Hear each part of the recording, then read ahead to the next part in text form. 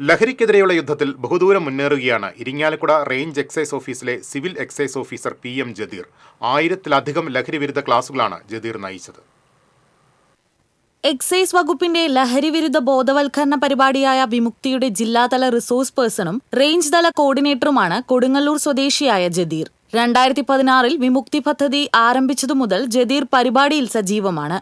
വിദ്യാലയങ്ങൾ, റെസിഡൻസ് അസോസിയേഷനുകൾ, സംഘടനകൾ, സ്ഥാപനങ്ങൾ തുടങ്ങി വ്യത്യസ്ത വേദികളിൽ ജദീർ ബോധവൽക്കരണ ക്ലാസുകൾ നയിച്ചിട്ടുണ്ട്. തുടർച്ചയായിട്ടുള്ള ലഹരിവിരുദ്ധ പ്രവർത്തനങ്ങളിലൂടെ ധാരാളം മാറ്റങ്ങൾ കുട്ടികളുടെ ഇടയിലും അതേപോലെ തന്നെ സമൂഹത്തിലും ഉണ്ടാക്കാൻ പറ്റുന്നുള്ളത് തീർച്ചയാണ്. എക്സൈസ് ഡിപ്പാർട്ട്മെന്റ് സർക്കാരിന്റെ സഹായത്തോടെ നൽകുന്ന ട്രെയിനിങ് ഞങ്ങൾക്ക് ലഭിക്കുന്നുണ്ട്.